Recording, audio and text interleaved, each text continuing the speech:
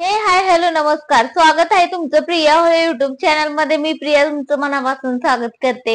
आता आजचा हा व्हिडिओ खूप खास आहे. का माहितीये का? कारण पंचायत म्हणजे की थोडक्यामध्ये काही लोकांमध्ये अशा गोष्टी तुम्हाला नक्कीच बघायला भेटतील बघा. आणि मी तर खूप जवळून अनुभवलेले त्या आणि खूप जवळून म्हणजे त्या गोष्टीचं निरीक्षण पण केलेलं आहे एकदम छान पद्धतीने बरं का. म्हणूनच म्हणजे ही एक्सपिरियन्स म्हणलं तर माझ्या लाईफ मधला सगळ्यात भारी.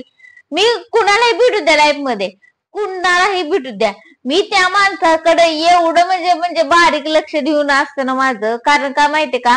कारण मला प्रत्येकाचा स्वभाव कसा आहे कसा नाही म्हणजे माणसाच्या मनात काय चाललेलं असतंय आणि माणसाच्या मनाचा बोलण्याचा हेतू किंवा किंवा एखादं बघा. आता एक उदाहरण देते तुम्हाला. एखादा माणूस कधी आपल्याशी बोलत नसतो व्यवस्थित, म्हणजे सारखं डुसपूस डुसपूस अचानक गड बोलायला लागला ना की समजून जायचं की ह्या माणसाच्या मनात नक्कीच काहीतरी कपट चालू आहे किंवा आपल्या विरुद्ध म्हणजे काहीतरी कारस्थान करायचं किंवा आपल्याकडनं काहीतरी त्याला घ्यायचं आहे किंवा आपल्याकडनं काहीतरी त्याचा मतलब आहे. म्हणून ते आपल्याला गुलू गुलू गुलू गुलू अचानकच कडबड बोलणारा माणूस अचानक गुलू गुलू करायला लागला ना तर समजून जायचं की ह्याच्या मनामध्ये नक्कीच काहीतरी आहे. आणि काही लोकांना नाही बघा, तुम्ही बघा प्रत्येकाच्या घरामध्ये किंवा प्रत्येक ठिकाणी कुठं ना कुठं नातेसंबंधामध्ये तुम्हाला नक्कीच कोणतरी असं मिळून जाईल की त्याला दुसऱ्याच्या नाहक चौकशा किंवा पंचायत लय पडलेली असती बघा. म्हणजे की आता दुसऱ्याच्या घरी जायचं विनाकारण न बोलवता लापाटासारखं जायचं पण जायचं आणि त्यांच्याच घरी जायचं आणि ह्याचं काढ त्याचं काढ त्याचं काढ त्याचं काढ, तुमचं काय चाललंय असं चाललंय. आणि एखादा म्हणजे की दुसऱ्याच्या कोणाच्या तर घरातला विषय काढायचा, त्या पर्टिक्युलर व्यक्तीचा विषय काढायचा आणि त्याच्याविषयी उगाच बोलत बसायचं आणि त्याला नावं ठेवत बसायचं. किंवा एखादी स्त्री असू द्या बघा, तिच्या रूपावरती, तिच्या नटण्यावरती किंवा तिच्या काहीतरी असं म्हणजे तिच्या स्वयंपाकावरती, जेवणावरती उगा चर्चा करत बसायचं. म्हणजेच की एक सरळ सरळ सांगायचा उद्देश सांगते की दुसऱ्याच्या घरी जाऊन पंचायत कोण करतं ना की ज्याला स्वतःच्या घरात काडीची पण किंमत नसती बर का. म्हणजेच की ते अक्षरशः बारकं लेकरू त्याला सरळ सरळ सरळ त्याला इज्जत देत नसतं. अशी लोक दुसऱ्यांच्या घरात जाऊन पंचायत करत असते, त्या दुसऱ्याची तिसऱ्याची चौथ्याची आजूबाजूची कुणाची कुणाची कुणाची बी करत बसते ती पंचायत.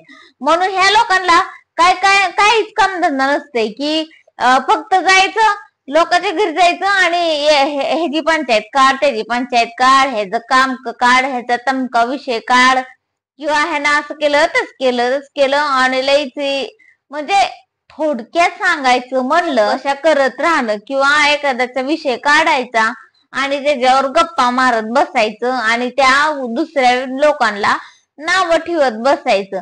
ही त्यांची कामं असतात. ही आणि पंचायत पंचायत की करणाऱ्या माणसांना त्यांच्याच घरात इज्जत नसती पहिली गोष्ट तर. कारण त्यांना कोण पण इज्जत देत नसते म्हणून जायचं आणि शेजारी पाजाऱ्याच्या घरी जायचं आणि त्यांची कान भरत बसायचं की ही असंच आहे तसंच आहे. बघा तुम्ही आता कुठेही बघा तुम्ही, मी तर अनुभवलंय घेतलेला आहे. त्यामुळे मी एकटी राहणं पसंत करते.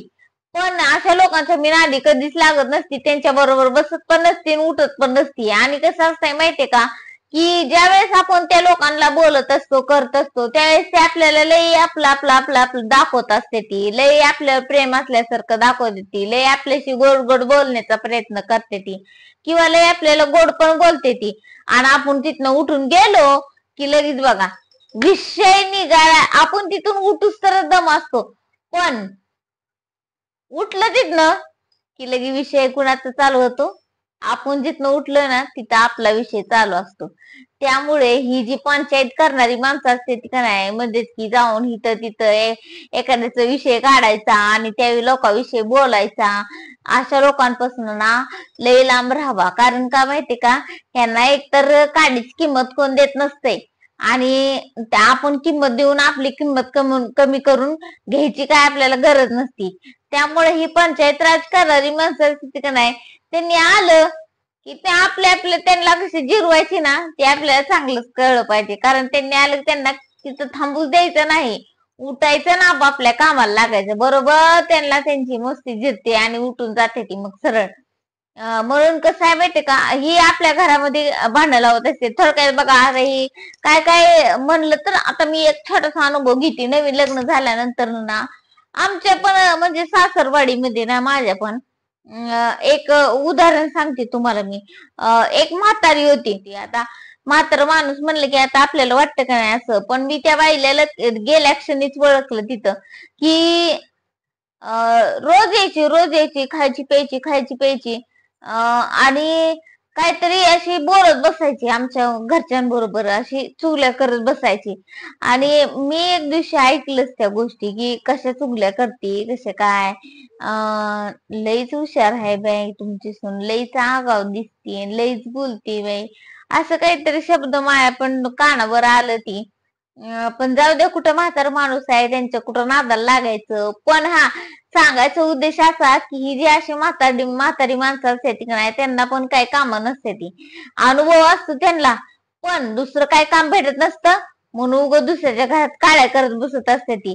म्हणून त्यांना या बाई चहा पाणी प्या आणि निघा म्हणायचं. त्यामुळं काय होतं की आपल्या घरात पण वाद लागत नाहीत आणि घरच्यांना बी कळलं पाहिजे की कुणाचं ऐकलं पाहिजे, कुणाचं नाही ऐकलं पाहिजे. म्हणून हे पंचायत करणारी माणसं असतील का नाही, त्यांच्यापासून 4 हात लांब राहावं. तर तुम्हाला आजचा हा पंचायत करणाऱ्या लोकांचा कसा वाटला मला नक्कीच सांगा. आणि आपल्या चॅनेलला महाराष्ट्रात राहायला पुढे जाण्याची मदत करा आणि आपल्या चॅनेलला प्रिया होळे चॅनेलला नक्की सबस्क्राईब करा.